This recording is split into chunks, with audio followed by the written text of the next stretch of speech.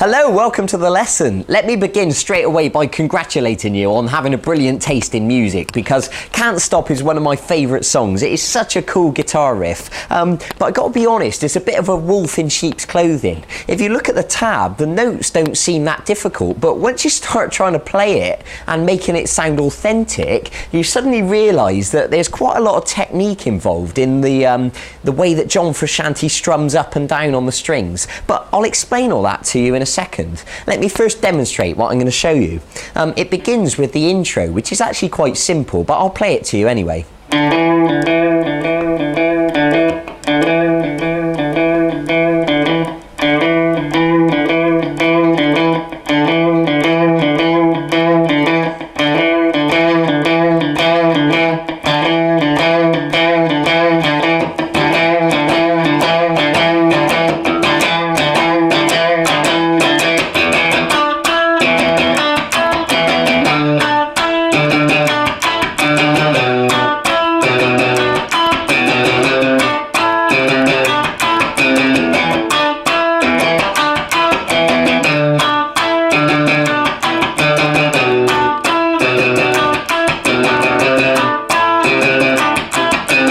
Okay, now it's a tricky one. Now, when you were watching me playing that, you might have been wondering what I was doing with my thumb, because a lot of the time I'm using the thumb, just like John Frusciante does, to hold down the sixth string. And in actual fact, you might find that that is the only way of playing the song. So it seems like a bad habit to get into, but I can promise you it's not. There's plenty of legendary guitarists that use their thumb to hold down the sixth string, for example. So let's get on with it. I want to start by showing you this verse section, then I'm going to show you the chords to the chorus, and eventually I'll show you the solo. So the intro is very simple. You want to use your first finger on the fifth string at fret 5, and you're going to pluck and then put the third finger on the fret 7. Now you need to do that 5 times in a row like this. Okay, and what he does, he repeats that whole pattern 8 times. Okay, so I'll just do it a few times for you to get the idea.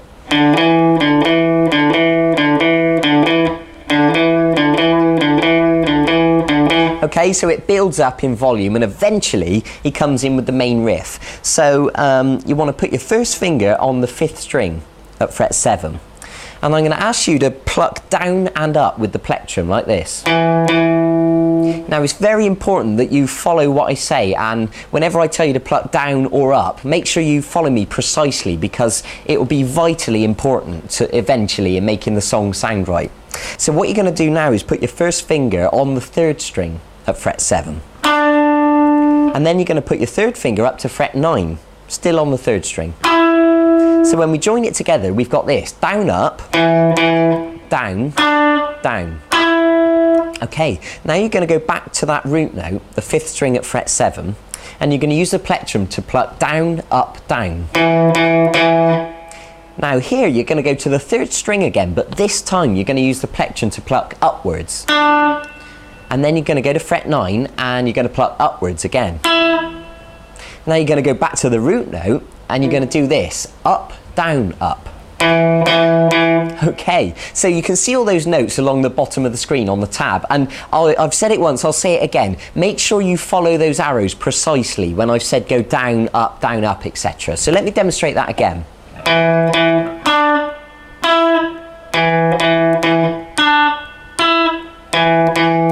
Okay, right, so that's the first section. Now what I'm going to ask you to do is take your little finger and put it onto the sixth string at fret 10. And now you're going to pluck down and then go to the third string at fret 7, the same as before. You're going to pluck down and then down on fret 9. Put your little finger back to where it was on fret 10 on the sixth string. Down, up, down. And the same as before, you're going to go to that third string again at fret 7. You're going to pluck up this time. And then at fret 9, up. And then back to that little finger, up, down, up. So let me demonstrate that.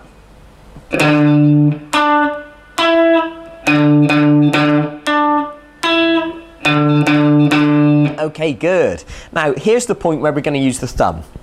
if you want to, you can go ahead and use your first finger. And to be honest, everybody's hands are different. Some people find it easy to put their thumb over the top, others find it difficult. And it's no problem either way, there's always ways of adapting, but I'm going to encourage you to use your thumb. Pluck downwards on the 6th string at fret 7, and then the first finger you can see is already in place, and you're going to pluck down, and then at fret 9, and then back to the thumb, down, up, down, and then up on the first finger on the 3rd string, and then at fret 9, up again, and then back to the thumb for up, down, up. So let me just demonstrate that.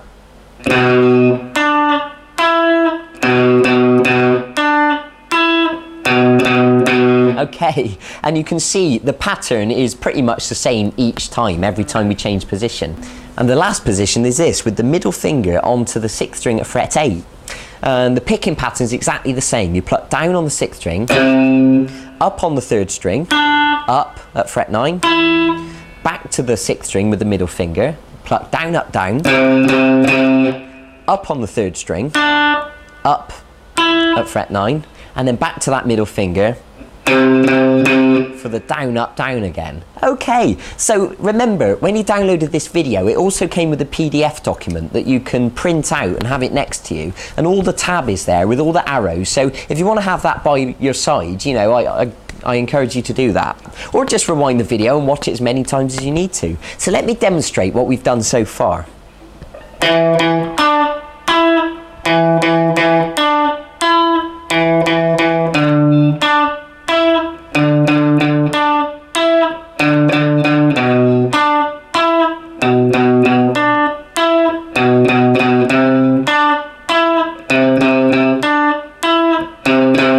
Okay, so you can hear that's the main riff of the song. Now, I'm going to demonstrate this to you now at full speed.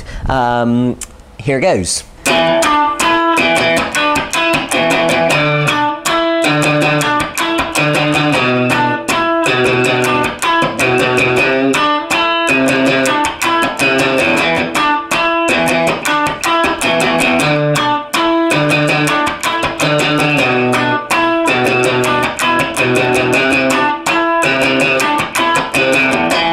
Okay, there we go. So that's one for you to practice. It'll take quite a bit of getting used to, that one. It took me a while to learn it myself, okay? So go patient on yourself, but once you've learned it, it is so much fun to play. So the next thing I want to show you are the chords in the chorus, and we're going to use bar chords. So if you put your bar on fret 3 across all the strings with your first finger, the middle finger is now on the 3rd string at fret 4, and then these two fingers are on the 5th string and the 4th string, both at fret 5. So what we've got there is a G chord, or G major. So you're going to strum all the strings. And remember, if you think back to the free 12-part E course that I gave you, one of the lessons was about bar chords. So if you want to go back to that and refresh your memory, I encourage you to do that. And if you haven't seen the course, go and look at it because it's free. Right, so the next chord is the D chord. So the bar is now at fret 5. And you're going to use your 3rd finger to hold down strings 4, 3 and 2. So it's doing like a mini bar there. And what you're going to do with the plectrum is just strum the 5th string downwards, not using the 6th string at all. And we get that sound. So let me just go from the G to the D. Okay, so the next one is a B minor. And it's quite easy, this one. It's a bar at fret 7. And just the 2 fingers. We got the 3rd finger there on the 5th string at fret 9, and the little fingers on the 4th string at fret 9. Now, I'll remind you again, as with all chords, you want to arch these fingers up because there should be enough space underneath for the other strings to go. And the back of these fingers should not be accidentally touching the wrong string. So when you pluck all the notes, they should sound crystal clear like this. Okay, just checking. Right, now the next chord, the best way of playing it, which is the way John Frusciante does it in the Red Hot Chili Peppers, is to do this chord, which is called C major 7. Now, it does involve the thumb, and if you've got a problem with that, in a second I'll show you an alternate way of doing it, but it's not exactly the same chord. So what you need to do is use your first finger on fret 7 on the 1st string, and then the middle finger on the 2nd string at fret 8, 3rd finger on fret 9, on the 3rd string, and the little finger on the 4th string, fret 10. So they're all in a row, 1 string each and 1 fret apart. And now the thumb comes onto the 6th string at fret 8, okay? So make sure it is on fret 8. And the tip of the thumb is just touching the 5th string, just enough to mute it, because we don't actually want to hear the 5th string. So when we strum the notes, all the strings, we should hear this.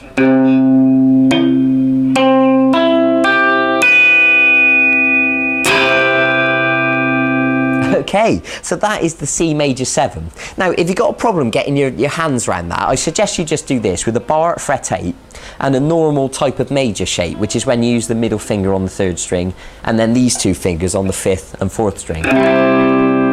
But I'm going to demonstrate it now with the C major 7 chord, so just watch.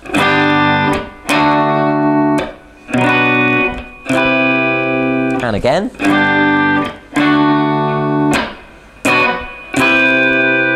Okay, so in the chorus, he actually repeats those 4 chords 4 times, okay, and that creates 1 chorus. There we go, that's brilliant. Now, there is another section of this song, which is when they do what sounds to me like a type of reggae strumming pattern, which is when they're strumming off of the beat. Because remember, with music, you've got 4 beats in a bar. So you've got 1, 2, 3, 4. 1, 2, 3, 4. But in between each beat, you've got what we call the and beat or the off beat, and you've got 1 and 2 and 3 and 4 and in between. Now, what they're going to do is strum on the in between beat. So after beat 1, they strum and. So what this sounds like is this: 1, 2, 3, 4.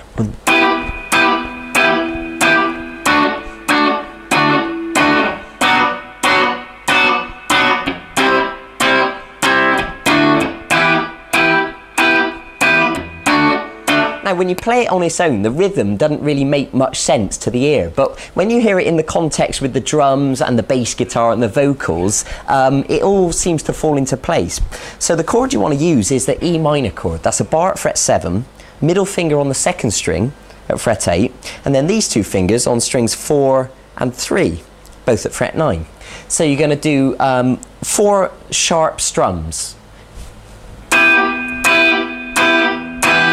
And the way I'm making the note short and sharp, I'm strumming, and as soon as I've strummed, I'm releasing the pressure from the bar, just enough that it stops the note, like this. And you can just see my hand just lift the pressure from the strings. And that's enough to cut it off. So the next chord is the D. What you've got there is a bar on fret 5, and the mini bar across strings 4, 3 and 2.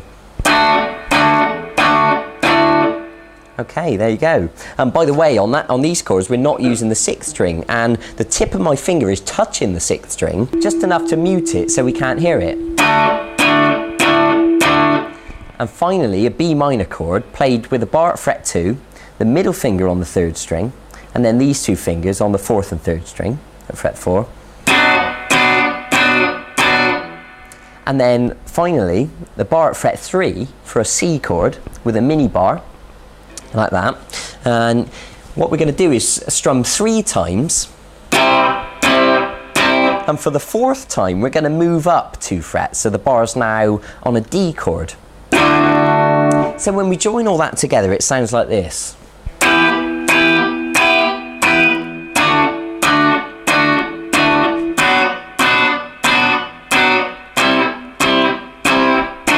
Okay, so that's that section of the song, and it repeats that 4 times. Good. So lastly, I want to show you the solo. So we want to create the rock sound. So if you look on your amp, you can turn the gain knob up to create the distorted sound. Or some amps have a button that you can press called overdrive or distortion or channel select.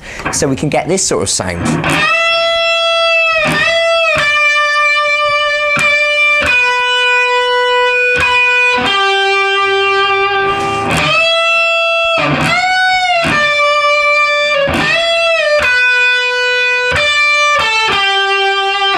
Okay, so if you go to the 2nd string at fret 15, and you're going to use your 3rd finger, and we're going to bend the string. So what I suggest is you use these other 2 fingers to help push. Okay, that'll take a bit of practice. And then you're going to pluck again. And then you're going to bring the fingers back down so you're not bending it anymore, and you're going to pluck again. So it's 3 plucks. So it's 2 bends and then 1 normal. And you can see I'm wiggling my fingers to create that vibrato effect. But I taught you how to do that in the free 12-part course.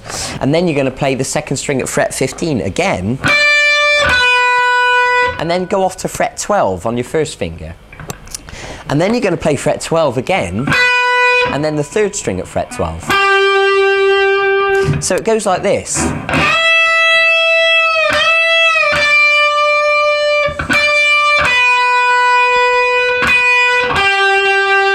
Okay, and then the second part is similar but different. You're going to bend at fret 15 again on the 2nd string. And then you're going to move your fingers up, so you're now holding down fret 17, and you're going to bend up and down. And then you're going to go off to the 1st finger on fret 15. And then I'm going to move back because I want to bend that note again now at fret 15. And then I'm going to go off to the 2nd string at fret 12. So let me just demonstrate that to you.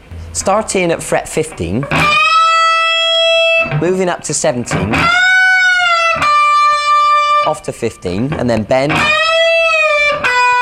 off to 12. And then finish by playing 2nd string at fret 15 again, 3rd string at fret 14,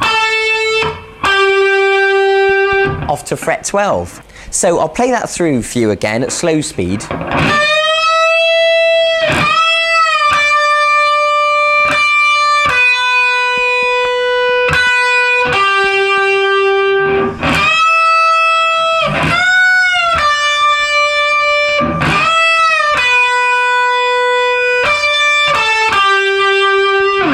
Okay, there you go. So you've got all the components there for the whole song. It's a tricky piece, it's quite advanced, it's going to take you a lot of practice to get the hang of it, but what a cool song. So what I suggest you do is go and get on with it now. Print out that tab so you got it right next to you, and watch this video over and over again, really practice it, really learn it, and it'll be worth it in the end. So thanks very much for joining me in the lesson. Good luck with learning Can't Stop, and I look forward to seeing you soon in one of the other V guitar lessons. Okay, bye-bye.